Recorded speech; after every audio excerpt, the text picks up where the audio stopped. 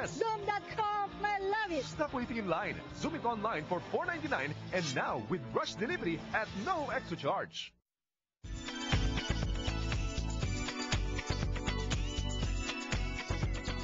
Last block on Kababayan LA, ito na po ang inyong huling pagkakataon na makakuha ng free legal advice from Attorney Paul Aquino. We're tackling the issue of family law. Maraming nangangailangan ng tulong, divorce, child support, spousal support, and all that. Cesar is on the line, joining us from Lake Forest. Magandang hapon sa'yo. Hello, good afternoon. Yes, go ahead with your question.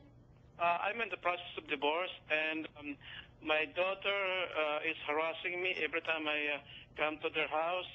And one time, my daughter assaulted her brother, and I called 911, and the police came. And my question is, what if my son pressed charges against his sister, and is the social workers going to be involved? Or what will happen to my son? He is still 16 years old, and my daughter is 19 years old.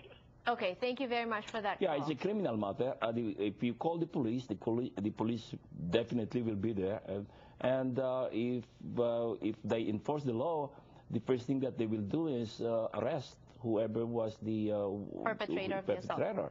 So even if your daughter is a woman, is a girl, it doesn't necessarily mean that she will be exempted from the process of the law. And even if she's only 19? Yeah, even if she's only 19. Okay.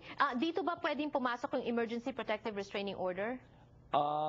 Yeah, okay. Pwede rin. Okay. Later, Cesar, we're going to give you Attorney Paul Aquino's number and maybe call him if you want an in-depth consultation with him. Rudy, meanwhile, is on the line. Rudy from Fontana. Magandang hapon sa'yo, Rudy. Magandang hapon po. Yes. Okay, this is the situation. Ang misis nagsabi sa kanyang asawa na ang husband sinabi, bakit ako pabayarin mo, hindi pa naman tayo divorce? Hindi. Anong gagawin ng misis dyan? What is the question? Magbayad kasi hindi pa raw sila divorce. Babayaran? Babayaran? Sinong babayaran? Ang misis. Kasi lumaya siya eh. Are you talking about support? Spousal support? Yes, support, yes. Okay.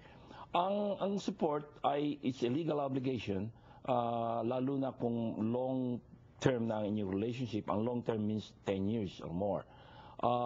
Pero kung lumayas, pwede mo sabihin na hindi mo naman makita, right. Bakit mo bibigyan ng support? No, paano kung yung lumayas ang may pera? Okay. Lalo na kung kinuha niya yung community property ninyo, halimbawa sa bangko, yung half noon, itinakas yung buo, pwede mong habulin. Pero reality is, mahirap kuhanin. Mahirap kuhanin. Okay, all right. And once again, this everything is case-by-case basis. We're going to give you Attorney Paul Aquino's number later so you can call him. Jennifer is on the line from Eagle Rock. Magandang hapon sa'yo, Jennifer. Oh, hi. I have a question. Do I have to stay married to my husband for 10 years in order for me to get something if I want to divorce him? Do you need to... What do you want to get from him? I mean... Well, because I've heard that you have to stay 10 years married to a guy, to a husband, in order for you to get half of the properties. Community property. No, not necessarily. You don't need to stay with your husband for 10 years. Ang ibig ko lang sabihin, kung gaano kalaki yung iyong magiging support, yun ang isang factor. Oh, okay. Pag mas matagal, mas malaking hati. Mas malaki. Hindi nangangahulugan that you have to be living with your husband as a husband and wife. Also, attorney, I heard that you can only get spousal support, lifetime spousal support, if you're married 10 years and above. So, if less than that, half lang ng years. Not necessarily.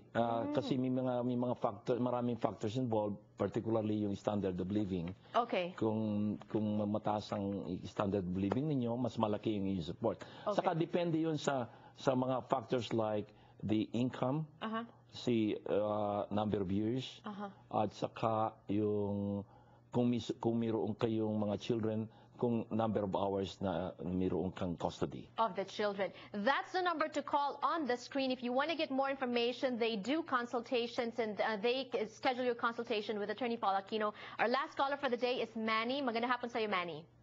Magandang hapon, Janelle. Yes.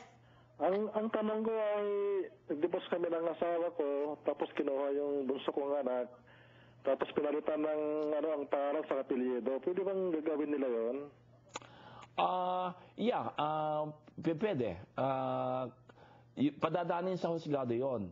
Malimit binibigyan ng chance ng husgado yung natural parents like you, being the father, para magkamiron ng input. Pero most of the time, hindi. So Discretionary yun. pwede nilang gawin yun on their own kahit Yeah. walang kinalaman yung asawa. Especially if the child is already 18 years old. Okay, that's it for today. I'm so sorry we don't have enough time to take all the phone calls, but that's the number to call on the screen if you want to consult with Attorney Paul Aquino. Attorney, we have 30 seconds on the show. Last words, about marriage, about divorce. Kausapin niyo po yung ating mga viewers. Kaya nagkamiro ng batas na gano'n dahil hindi naman natin alam kung anong magiging buhay natin sa future. Kaya nagkamiro ng batas ng tinatawag na divorce. Kung talagang hindi nyo na makasundo yung asawa, sa halip na mag-away kayo araw-araw, yung mga anak ninyo na apektuhan din, mas maganda na magkahiwalay kayo ng landasin. Okay, at mas maganda kung ang paghihiwalay nyo amicable, sabi nga nila. And of course, Attorney Paul Aquino is here to help us. That's the number to call on the screen. Thank you so much for joining us this afternoon. Nakakalungkot, but we have to talk about this.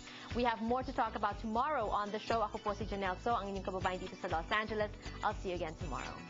Kumuha ng serbisyo ng teleponong pambahay na mas mababa sa 25 cents sa isang araw mula sa California Lifeline Telephone Program kahit naputulan na ng serbisyo.